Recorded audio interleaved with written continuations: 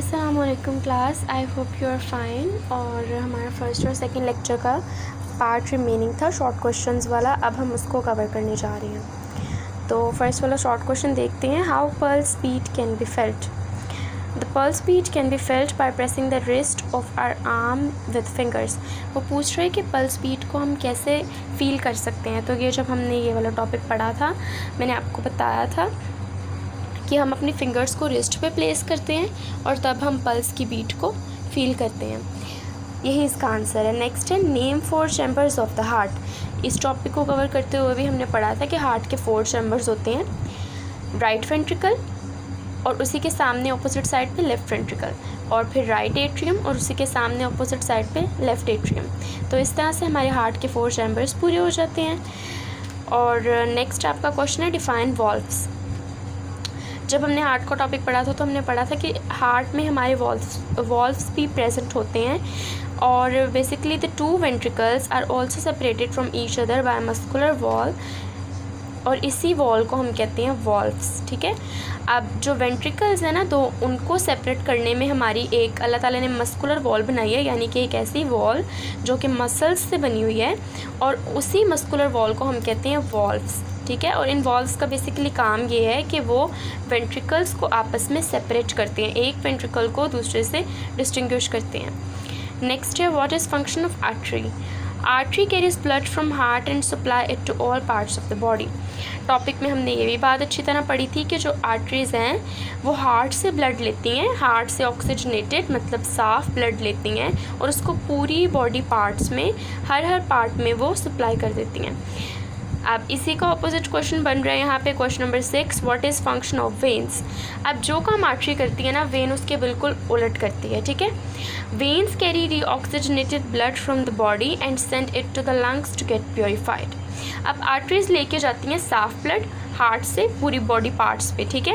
और वेन्स पूरे body part से गंदा ब्लड यानी कि डीऑक्सीजनेटेड ब्लड, ऐसा ब्लड जिसमें ऑक्सीजन की कमी होती है, उसको पूरी बॉडी से इकट्ठा करती है और उसको लंग्स के पास लेके जाती है ताकि लंग्स उनको प्योरीफाई कर सके। लंग्स उस ब्लड को प्योरीफाई करेगा, वो दोबारा हार्ट में जाएगा, फिर हार्ट से वो ब्लड आर्टरीज में जाएगा, आर्टरीज से पूरी बॉडी में, देन फिर पूरी बॉडी से वेन्स में, और फिर वेन्स से लंग्स में, और इसी तरह ये साइकिल चलती है। नेक्स्ट है हमारे पास question give function of capillaries. Capillaries links arteries to veins. They have no valves. Gaseous exchange takes place in capillaries. अब arteries और veins ये दो अलग अलग चीज़ें हैं, लेकिन अल्लाह ताला ने इनमें कनेक्शन मेंटेन करने के लिए एक चीज़ हमारे बॉडी में रखी हुई है, और उसी चीज़ को हम कहते हैं कैपिलरीज। ये कैपिलरीज बेसिकली आर्टरीज और वेन्स का आपस में कनेक्शन मेंटेन करती हैं, और इनमें कोई वॉल्व प्रेजेंट नहीं होता। ठीक है। जिस तरह हार्ट में वॉल्व्स प्रेजेंट होते थे, लेकिन कैपिलरीज़ में कोई भी वॉल्व प्रेजेंट नहीं होता। और दूसरी इंपॉर्टेंट बात ये कि गैशियस एक्सचेंज भी कैपिलरीज़ के थ्रू होता है। गैशियस एक्सचेंज मतलब क्या कि ऑक्सीजन, कार्बन डाइऑक्साइड, इस तरह की गैसेस का जो ट्रेवल है वो भी कैपिलरीज़ के थ्रू होता है। नेक्स्ट हमारे पास क्वेश्चन है question number 8, what is plasma.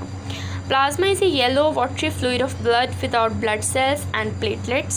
It contains salts and minerals.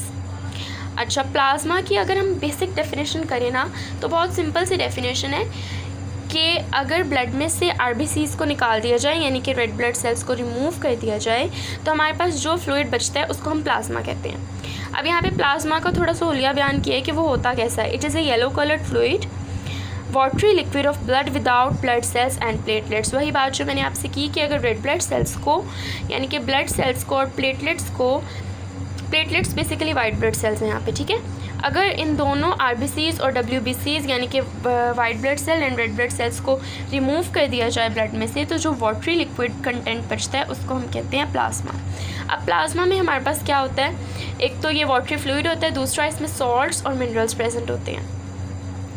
Next question number 9, where new red blood cells are formed. आपकी बॉडी में नए रेड ब्लड सेल्स कहाँ बनते हैं, इसका आंसर यहाँ लिखा हुआ है। New red blood cells are formed inside bone marrow which fills the centre of the larger bones. अब बोन मैरो आपको पता होगा कि हमारी जो बोन है उसका स्ट्रक्चर ऐसा है कि बाहर से वो हार्ड होती है और उसके अंदर सॉफ्ट सी स्पॉन्जी बोन प्रेजेंट होती है, जिसको हम बोन मैरो कहते हैं। अब इस बोन मैरो के अंदर हमारे पास आरबीसीज़ की यानी कि रेड ब्लड सेल्स की प्रोडक्शन होती है। हर ऑर्गेनिज्म में, हर ह्यूमन बीइंग में या फिर हर लिविंग ऑर्गेनिज्म में जो बोन होती है उसके अंदर से जो मैट्रिक्स होता है उसके अंदर जो हमारे पास बोन मैरो प्रेजेंट होती है, हमेशा न्यू रेड ब्लड सेल्स वहीं से बनते हैं। ठीक है, नेक्स्ट है, what is the main job of red blood sales? The main job of red blood cells is to transport oxygen from the lungs to every cell of the body. अब वो पूछ रहे हैं कि रेड ब्लड सेल्स का basically main function क्या है, इसका मोस्ट इम्पॉर्टेंट फंक्शन क्या है हमारे पास। तो ब्लड सेल्स का मोस्ट इम्पॉर्टेंट फंक्शन यही होता है कि वो ऑक्सीजन को ट्रांसपोर्ट करते हैं। ठीक है, लंग्स से, आपको पता है हम जब सांस लेते हैं तो हमारी ऑक्सीजन लंग्स में जाती है और लंग्स से कार्बन डाइऑक्साइड बाहर आती है। अब जो ऑक्सीजन लंग्स में जा रही है, रेड ब्लड सेल्स उस ऑक्सीजन को लंग्स से इकट्ठा करते हैं और उसको बॉडी के जितने भी सेल्स होते हैं उसमें जाके इक्वली डिस्ट्रीब्यूट कर देते हैं। ठीक है, हर किसी में बांट देते हैं कि ये तुम्हारे हिस्से की ऑक्सीजन है। इसी तरह पूरी बॉडी के सेल्स को ऑक्सीजन प्रोवाइड करते हैं रेड ब्लड सेल्स। ठीक है, आई होप कि आपको इसमें कोई एम्बिग्विटी नहीं रहेगी, लेकिन अगर आपको फिर भी कुछ समझ नहीं आई तो यू कैन आस्क क्वेश्चंस।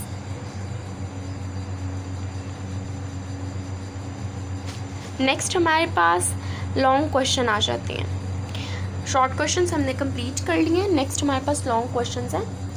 अब the first long question is what is the main job of the circulatory system. अच्छा बच्चों, ये लॉन्ग क्वेश्चन जो है ना आपके, ये पेज नंबर 28 पे लिखे हैं, यानी कि आपके चैप्टर नंबर 3 के 28 पेज नंबर पे आपके लॉन्ग क्वेश्चंस मेंशन है। जितने मैं यहाँ से आपको करवाऊँगी लाइक 1, 2, 4 एंड 5 आपने उतने ही करने हैं। ठीक है, तो क्वेश्चन नंबर 1 पे आते हैं। What is the main job of the circulatory system. जो सर्कुलेटरी सिस्टम या ह्यूमन ट्रांसपोर्ट सिस्टम हमने पढ़ा है उसका मेन इंपॉर्टेंट फंक्शन क्या है?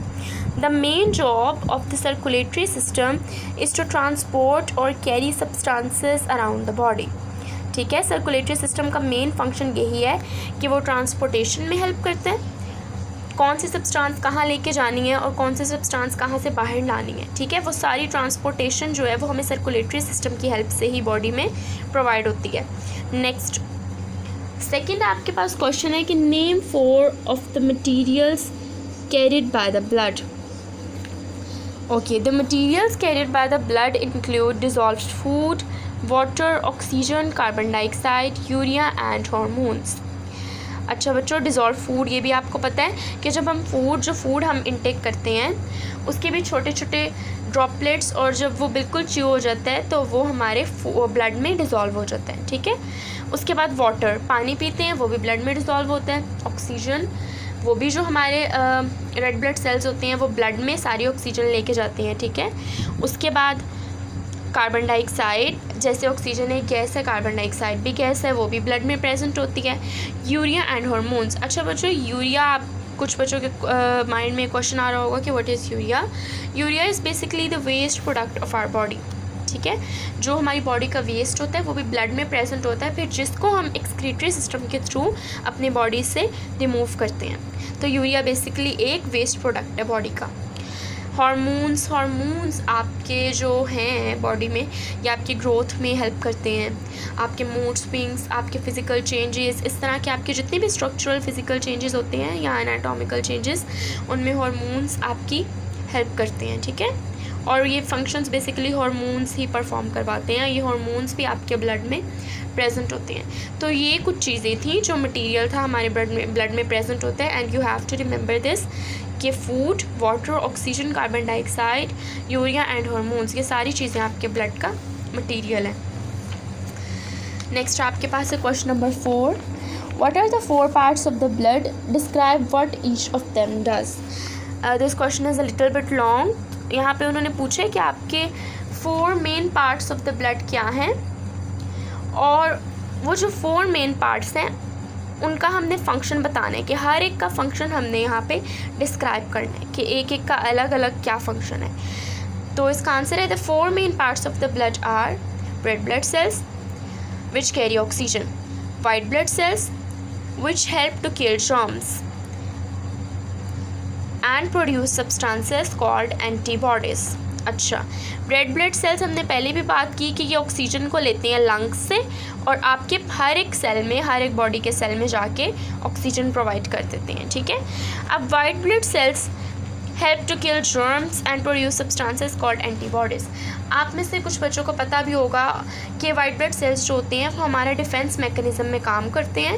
वो हमारी बॉडी में जितने भी जर्म्स होते हैं या जितने भी अननेसेसरी सब्सटेंसेस होते हैं जो हमारी बॉडी को हार्म कर रहे होते हैं या नुकसान पहुंचा रहे होते हैं, उनको किल करने में हेल्प करते हैं।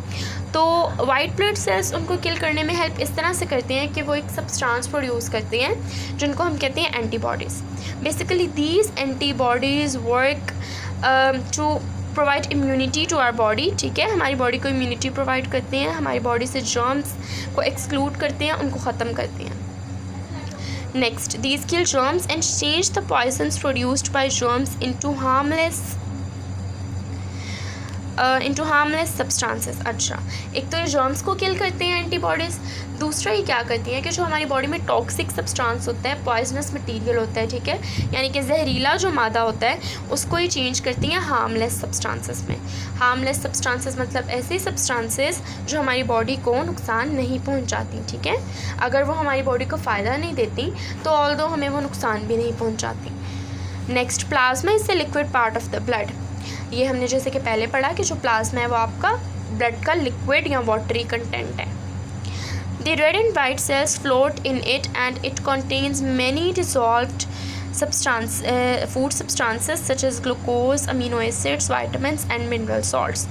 अब ये जो हमारे पास मिनरल्स और सॉल्ट्स के नेम लिखे हैं ना, like glucose, amino acids, vitamins, ये फूड मॉलिक्यूल्स, ये सारे जितने भी हैं, और फिर red blood sales and white blood sales, ये सारे ब्लड के कंपोनेंट्स हैं, ठीक है।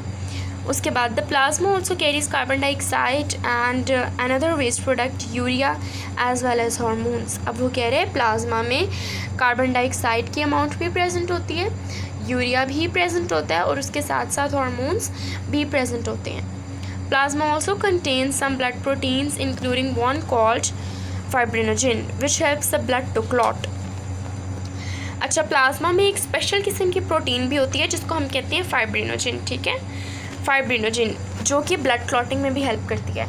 अब बच्चों, ब्लड क्लॉटिंग बेसिकली क्या होती है? जब आपको कहीं भी कोई चोट लगती है तो आपने नोटिस किया होगा कि कुछ दिन बाद वहाँ पे एक नेटवर्क सा बनना शुरू हो जाता है जिसको हम कहते हैं कि इसके ऊपर अब ज़ख्म भर आया है या कोई ऐसी लेयर आ जाती है और आपका ब्लड वहीं पे क्लॉट हो जाता है, ठीक है। जब आपका कहीं से ब्लड निकल रहा होता है ना, उसके ऊपर जो कवरिंग बन जाती है ना, जो ब्लड को सील कर देती है कि अब तुमने यहाँ से नहीं निकलना, उसको हम कहते हैं ब्लड क्लॉट, ठीक है। और वो ब्लड क्लॉट बनाने में आपकी एक प्रोटीन बहुत इंपॉर्टेंट रोल प्ले करती है और वो प्रोटीन है आपकी फाइब्रिनोजिन। आपके प्लाज्मा में ये फाइब्रिनोजिन प्रोटीन भी प्रेजेंट होती है। Finally there are platelets in the blood. अच्छा, ब्लड में प्लेटलेट्स भी हैं। प्लेटलेट्स मतलब white blood cells. These small cell fragments help to seal wounds by clotting the blood. अच्छा, अब प्लेटलेट्स भी ब्लड क्लॉटिंग में हेल्प देते हैं, ठीक है, यानी कि ब्लड को रोकने में, ब्लड के जो फ्लो है उसको रोकने में हेल्प करते हैं और उसके ऊपर एक मैशी सा नेटवर्क बना देते हैं जो उसको प्रिवेंट करता है कि अब ब्लड ने यहाँ से बाहर नहीं आना। आपके पास क्वेश्चन नंबर 5 है, what does haemoglobin do in the body. Haemoglobin body में क्या करता है?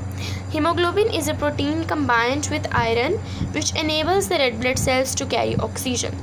अच्छा, रेड ब्लड सेल्स की अगर बात की जाए तो they are nothing without haemoglobin, क्योंकि रेड ब्लड सेल का मेन फंक्शन है ऑक्सीजन को कैरी करना फ्रॉम द लंग्स और बॉडी के हर सेल में ऑक्सीजन को प्रोवाइड करना। लेकिन अगर आपके रेड ब्लड सेल्स में हीमोग्लोबिन नहीं है या हीमोग्लोबिन प्रोटीन नहीं है तो आपके रेड ब्लड सेल्स कभी भी ऑक्सीजन को कैरी नहीं कर सकते, ठीक है। और haemoglobin is a protein, haemoglobin एक ऐसी प्रोटीन है जो आयरन के साथ कंबाइन होती है। जब ये प्रोटीन आयरन के साथ कंबाइन होती है तो ये आपके रेड ब्लड सेल्स को एबिलिटी प्रोवाइड करती है कि वो ऑक्सीजन को कैरी कर सकें और आपकी बॉडी के हर सेल में ऑक्सीजन प्रोडक्शन को मेंटेन कर सकें। तो ये था हमारे जो 1 और 2 लेक्चर के जो रिमेनिंग पार्ट्स थे in the form of long and short questions.